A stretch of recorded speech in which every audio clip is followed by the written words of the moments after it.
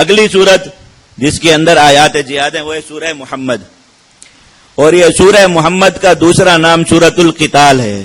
اس کا نام ہی سورۃ القتال ہے، کفار کے خلاف قتال کی ضرورت، اور یہ مشہور نام احادیث مبارکہ میں اس کا آیا.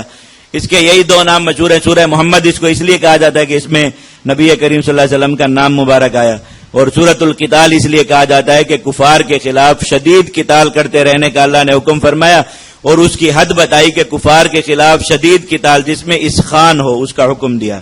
خاص چیز کا حکم دیا، کس کا؟ اسخان.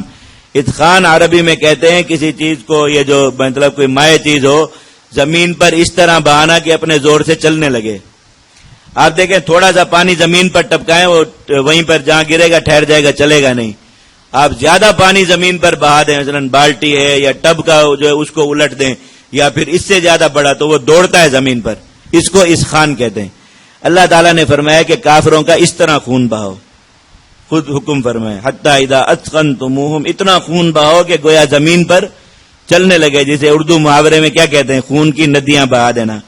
یہ جب کر لو فشد الوثاق، پھر کچھ کافروں کو قید بھی کر لو، کیونکہ قیدی بھی کام آتے ہیں، اور پھر اس کے منافع بھی بتا دیے کہ قیدی کیا کیا کام آئیں گے.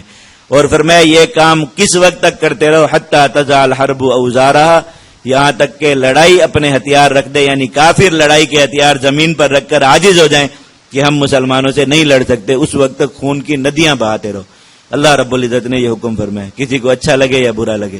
الفاظ بھی یہی ہیں، اور عربی لغت کی کتابیں حاضر ہیں، جا کر ان میں دیکھ لیجئے اس خان کے کیا معنی ہوتے ہیں. اللہ رب العزت نے یہ حکم فرمایا مسلمانوں کو. اس وجہ سے اس کو سورۃ القتال کہا جاتا ہے کہ کفار کے ساتھ اتنی سختی کے ساتھ اور شدت کے ساتھ قتال کرتے رہنے کا حکم ہے کہ زمین پر ان کے خون کی ندیاں بہاؤ، ان کو قید کرو، پکڑو، یہ سارے کام جاری رکھو. حتی تضع الحرب اوزارہا، یہاں تک کہ لڑائی سے عاجز ہو جائیں اور خود اپنے ہتھیار زمین پر رکھ دیں کہ ہم نہیں لڑ سکتے.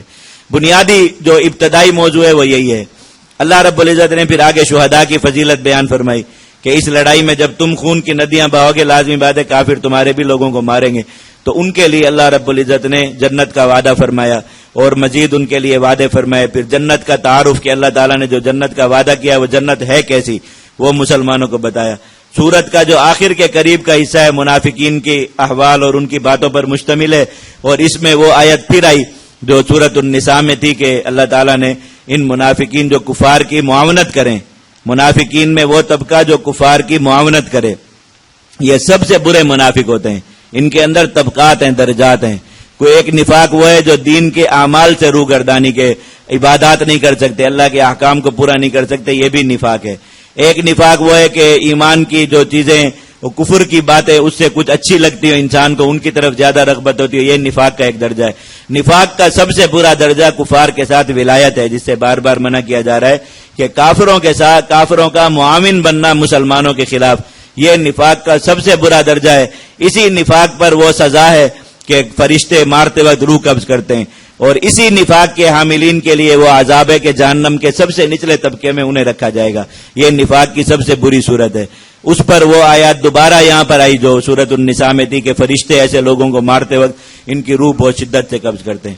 اور سب سے آخری آیت اس سورت کی انفاق فی سبیل اللہ کے بارے میں اللہ تعالیٰ کی طرف سے نازل ہونے والی سب سے سخت آیت، انفاق فی سبیل اللہ کے بارے میں، کہ جو لوگ ان کو انفاق فی سبیل اللہ یعنی اللہ کے راستے میں جہاد پر جو مال خرچ کرنے کا حکم دیا گیا، اس کا فلسفہ دوبارہ دہرایا گیا.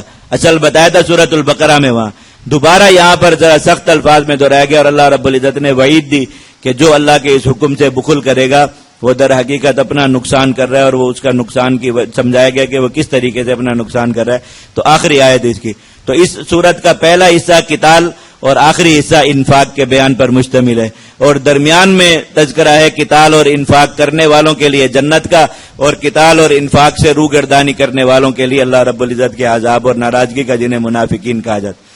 یہی سورت کے مضامین کا خلاصہ ہے.